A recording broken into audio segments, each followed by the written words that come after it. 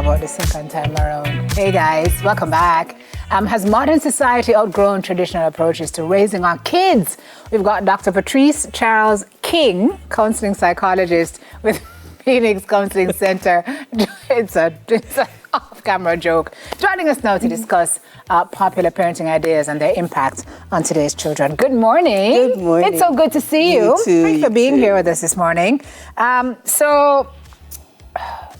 Has there been a shift, first and foremost? Have you seen a shift? Absolutely. Absolutely. For the better or for the worse? I don't know if I could say better or worse, but there is a shift in the societal views and acceptance. So then obviously there has to be a shift in parenting.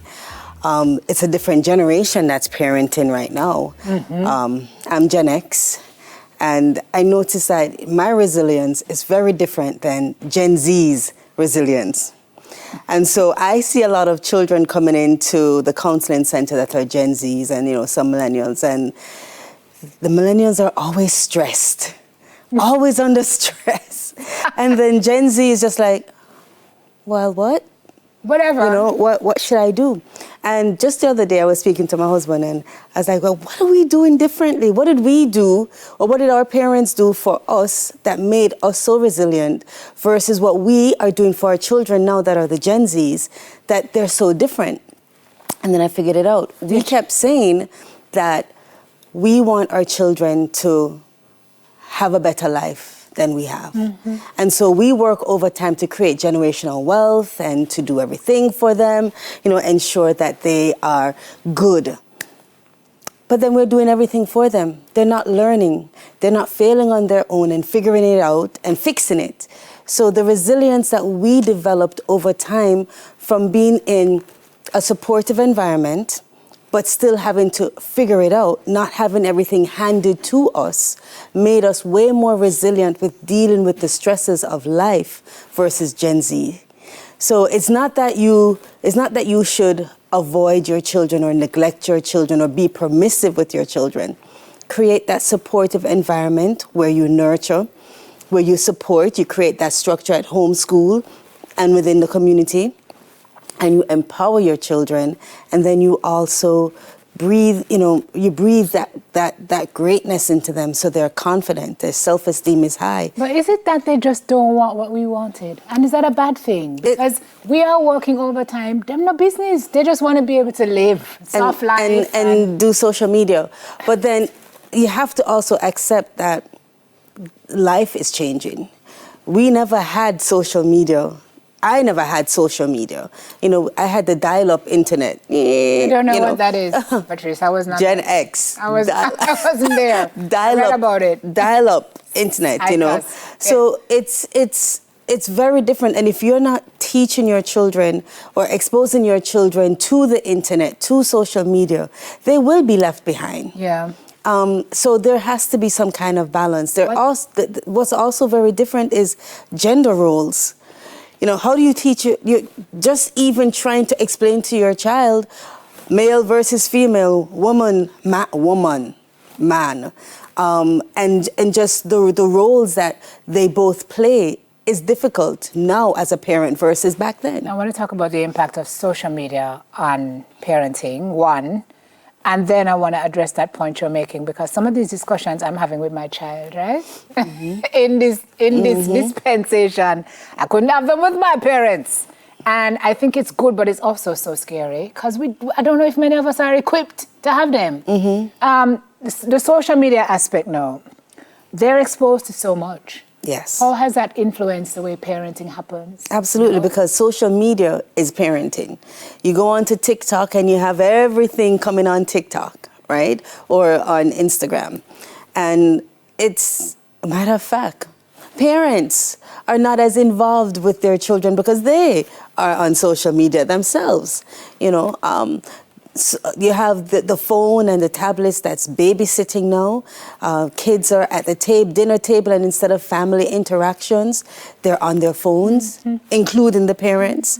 And so, of course, it is going to be very different. What your children are exposed to, instead of it coming from the home where there are those set rules and structure within the home, where the explanation takes place within the home and you're fortified based on the principles and values that your parents will pass on to you within the home. Now you're getting that outside of the home.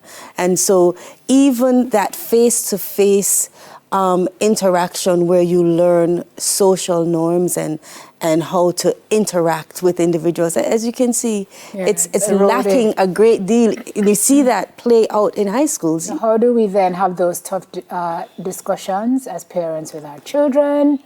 How do we discipline and punish in light of this? I mean, some people are still hitting and beating and thinking that's the best route.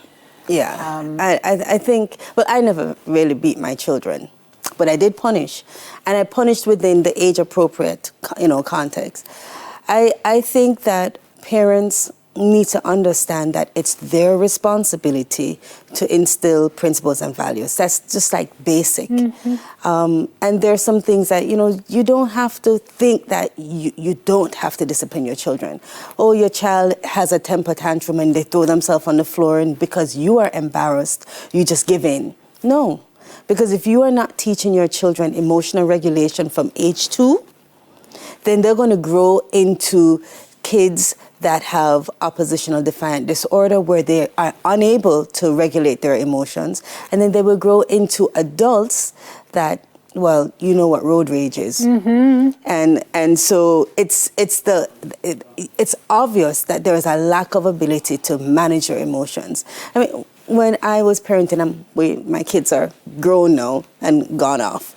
But I never took into consideration how my actions, how my interactions would influence their, what we call, insecure attachment style. I didn't even know I had an insecure attachment style. So it's how you process and reason emotionally based on what experiences between childhood and adolescence. So whether there's trauma, whether there is right. Gotcha. So there are 4 different types, whether you're fearful avoidant, dismissive avoidant, anxious preoccupied, or you are secure. And that really comes from your parenting or guardianship that you're exposed to as a child, and then you develop certain characteristics that you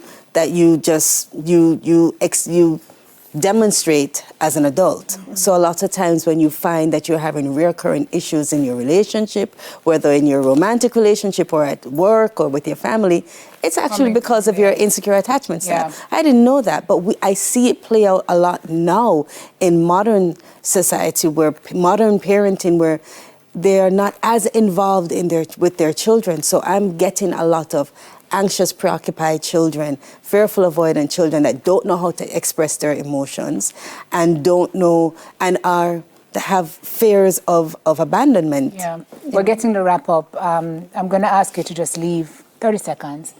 I know there's so many things you could say, but based on the context that we're talking in, what would you say to parents as we go? It's actually the most difficult job that anyone could have is being a parent. But it's also the most fulfilling and satisfying. We don't get it right all the time. I think the most important thing that a parent can do is stay involved with their child. Allow their child to express to them instead of dismissing them and shutting them down, making time for them, creating a safe environment at home that has routines and structures. And it will be okay, because when your child messes up or when you mess up, at least you'll be there to work it out together. But if you're not patient enough to listen to your child and to understand when something is wrong or when they just don't know how to express themselves, you can get into some problems. So just be patient and enjoy your family, because parenting is great. It is. And the kiddos are lovely. Yes, when they behave. When they behave. Thank you so much. Counseling psychologist at Phoenix Counseling Center, Dr. Patrece Charles King. Up next, we're meeting another marvelous mom. We're back with that after this. Thank you. Okay,